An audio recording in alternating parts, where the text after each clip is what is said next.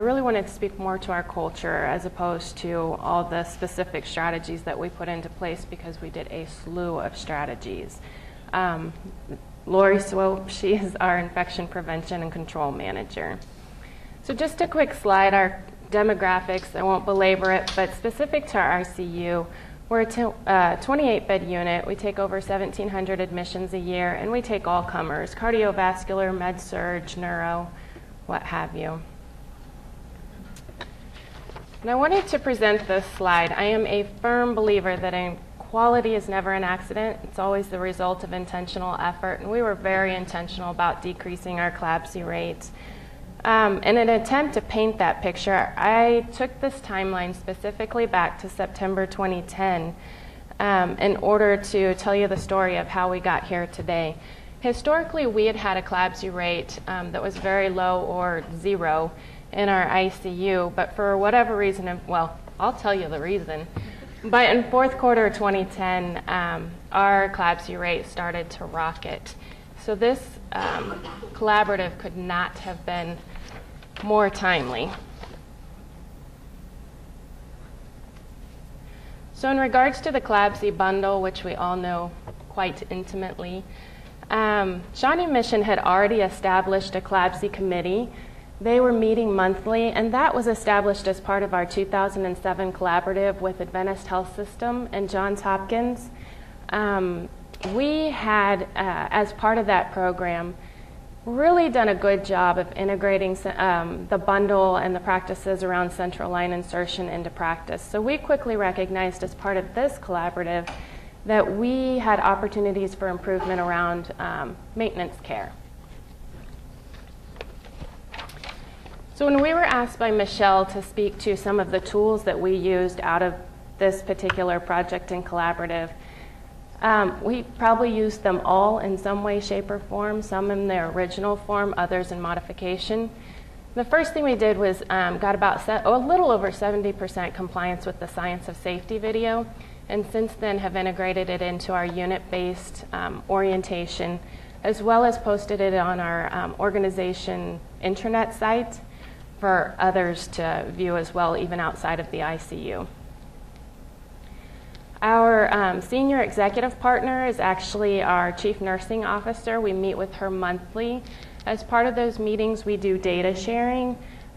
We share ideas. We talk about the strategies that we have in place or are putting into place.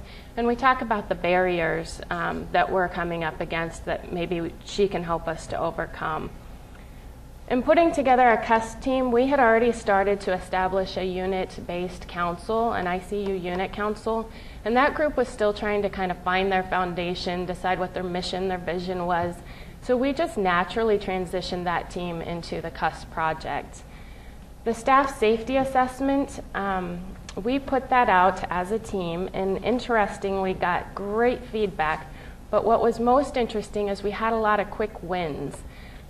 Things that we really didn't need to do a CUS project on. One example was we needed stools for our patients to get in and out of bed just a little easier, a little safer.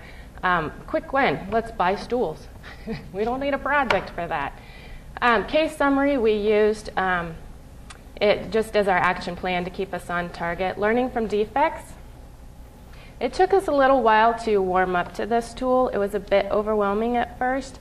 But once we warmed up to it, we really learned that it was our roadmap to identifying our error points, the contributing factors, and establishing strategies to mitigate the future risks.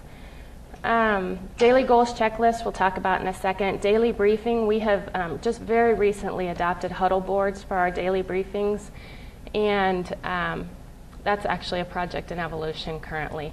Multidisciplinary rounds was very well established in our unit. However, at the time that we started this project, we were very involved in talking about the patient story in general and not necessarily about the quality aspects of the care. So since this project, we've really shifted that focus. We talk every day about what's our plan today, what risks exist, how are we going to mitigate those, what's our plan for transfer, discharge, that sort of thing. And then the central line insertion checklist, again, we had central line insertion practices down pat, but this gave us an opportunity to come back and revisit that checklist, review it, and update. So specifically in regards to culture, Again, we did many, as I'm sure all of you have, infection prevention strategies focused on insertion and maintenance. We were either implementing new strategies or we were reinforcing strategies that we had already rolled out. But these 4 activities listed here are the activities that I believe greatly influenced the culture shift that we've experienced in the ICU as part of this project. So a clinical coaches model. It was interesting when we brought our team to the table. Had to work really hard with them to kind of open up and speak honestly and bring things forward and speak to the elephant in the room. But now that they do speak to the elephant, I kind of would like to close that Pandora's box, but now that it's out there. But one of the things that they spoke honestly to was we as a leadership team had felt we had rolled out a very successful project and that all of our strategies were being implemented at the bedside.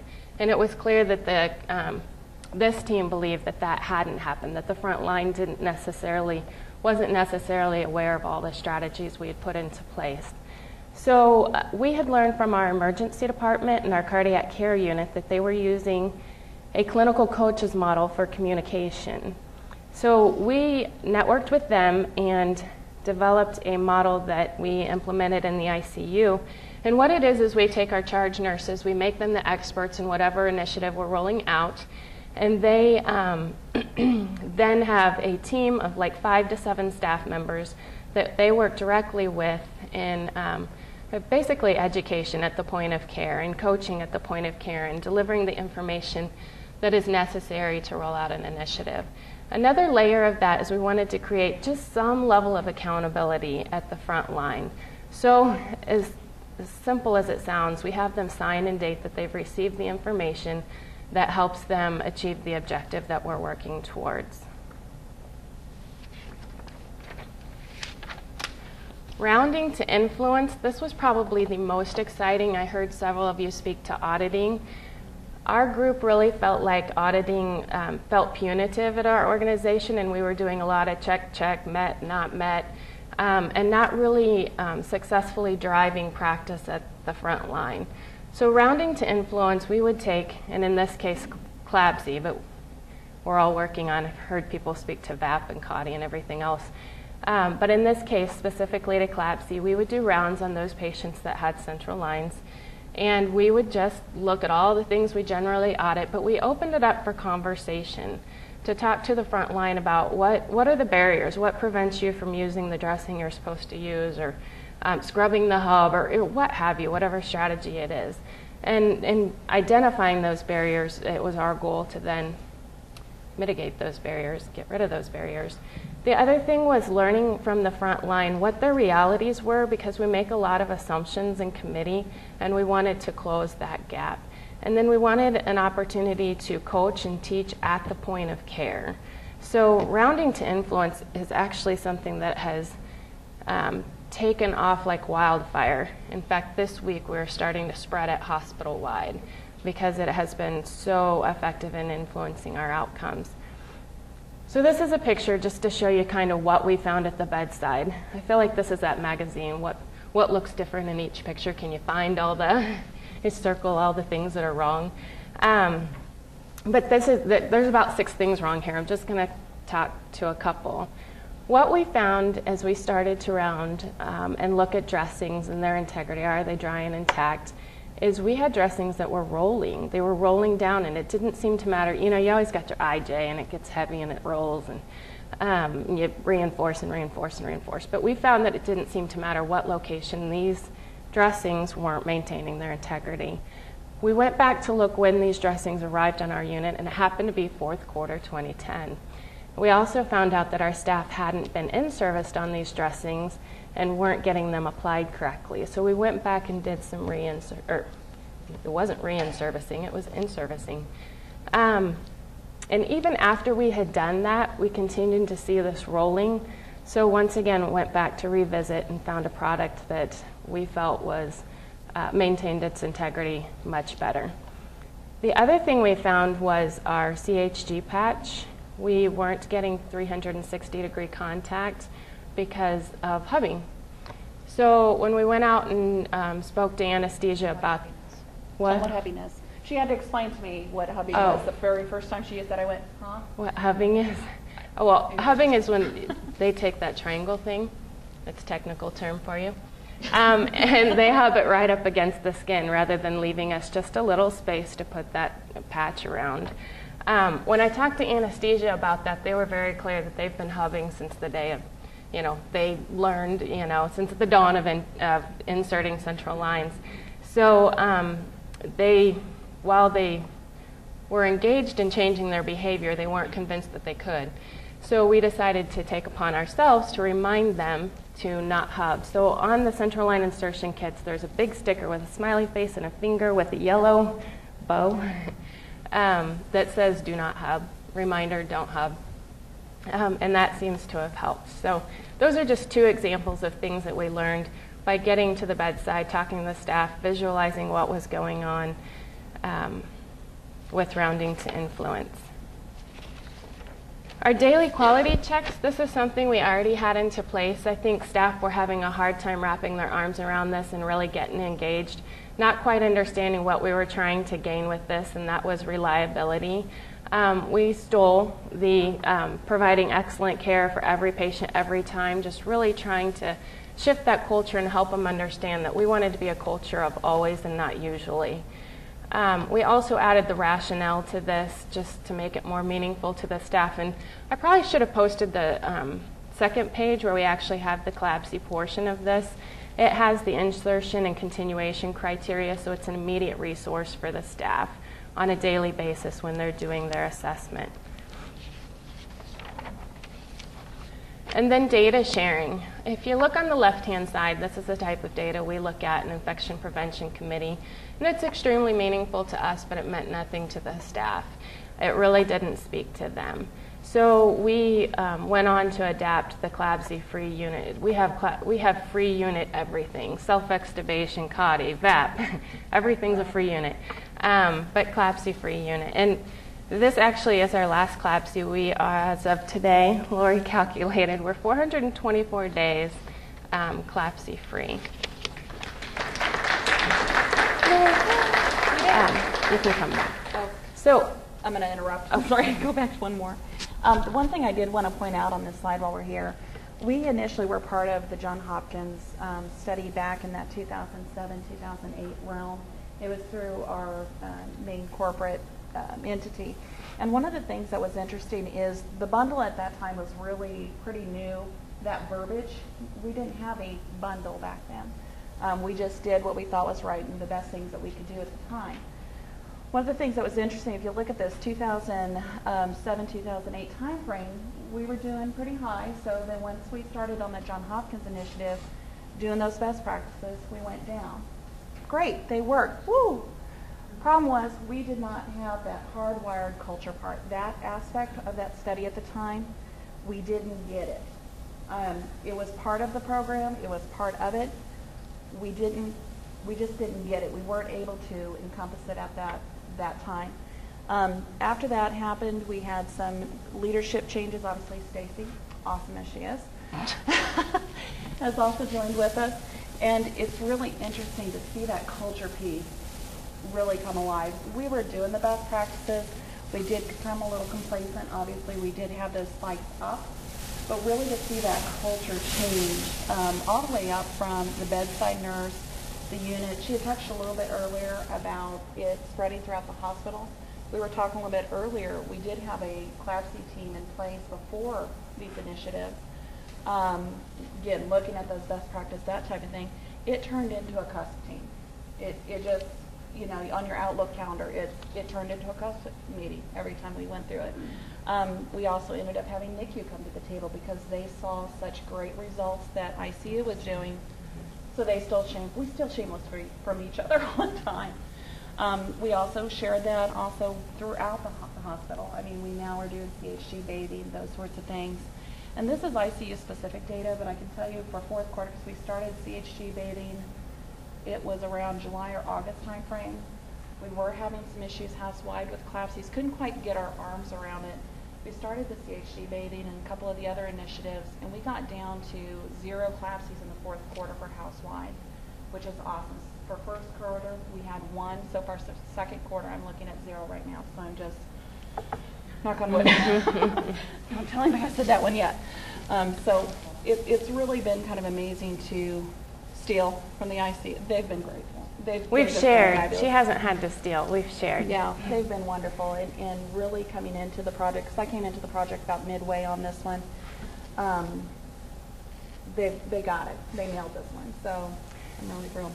Sorry. That's okay. It's quite all right. So when we talk about how healthy is our culture, this project really has helped us shift our culture in the ICU and hospital-wide, and you can see that. This is our SAC survey results. And you can see that we're making some grounding in regards to teamwork climate and safety climate. We've had some great wins lately. Quality is rumbling. We hear staff talk about peer accountability, things that are unacceptable in their unit, things that they want to achieve and raise the bar on. So we really are feeling a shift. Questions? Thank you. Absolutely.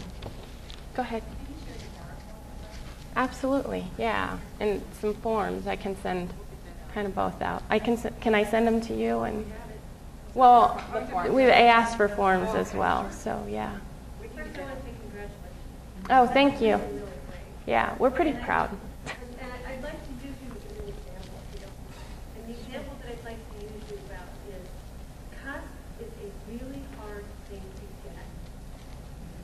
It's, I don't know if any of you, I don't know if you have ever met Belinda Stark. She's a nurse who works with us in the CLABSI project, and actually now is a, I can't remember what her title is. She's a senior director, I think, for patient safety at Johns Hopkins Health System. And one of the things that Belinda likes to say is that CUS is a marathon. It's not a sprint. And you to me, you are a shining example of how long it takes to get and understand CUS. Because you started to work, I'm assuming you were in the TICU project? I was in the initial one. I was in a infection control nurse role, but I wasn't actively involved until I transitioned to the manager role for this one. So that was 2007, and here we are, it's 2012, and we just heard a team tell us what their journey to getting CUS and really putting CUS in place in their hospital looked like. And it was long, it was 5 years, but they did it. And so later, we're going to talk about what you do next. But one of the things I really want you to keep in mind is sometimes we think of CUS, sometimes we do, as being 1 step forward, 2 steps back, because it can be hard. But the achievements that they made through getting CUS put in place and continuing to be used in the hospital and changing and building on the foundation that they've laid, I just really want to congratulate you. I appreciate that. However, I do have to admit, and we do agree, it's a journey, not a destination, and that's just across the board with all the things that we work on. Adventist Health System, I think, was very forward-thinking, and at the same time that this project started, we had a trip to Florida to work on CUS specifically, and had been asked, each hospital had been asked to start 1 CUS unit, and we were that unit. So layering that with this project just really helped raise the CUS piece of it. And that's the other thing too, is we've seen such great success, and I don't know if I told you this, but I had a meeting yesterday with one of our med-surg units, and it was about a CUS team for CAUTI. We've talked about that. Showing them the data and the trends that we've been doing. They've agreed to do another CUS as well. So we now also have 2 other units in our hospital that's going to be doing the CUS CAUTI. One that enrolled January this year, and another one that I think is going to try to get into the July group. So it's really starting to outreach, and as I'm seeing these numbers and I can show them the data, here it is, here's the evidence, and you see the culture and the interactions on the floors change. That conversation from, somebody had asked earlier about the conversations between administration, the board, it goes all the way up and it goes both directions. They ask, I'm thrilled I can give them good news, for one, but yet at the same time, it goes both directions. They know that what we're doing. As soon as I had gotten an email about speaking today, first email I fired off was to our chief nursing officer to let them know, we've been asked to speak. We want to share what we're doing, and then also just kind of toot our own horn internally to go, hey, look at what they're doing. They're doing a great job. So that I think has kind of helped, because not only are we getting it out there instead of, oh, that unit's doing something weird. It's really kind of getting out there. It's like, okay, we're doing something weird, but look what we got. This is awesome.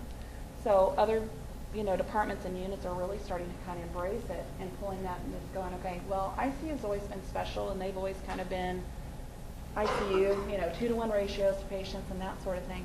But once you start getting into it, if you can pull that into that bedside nurse, the unit, med surg, what have you, where the ratios are different, the culture is different, even the support for those units are different.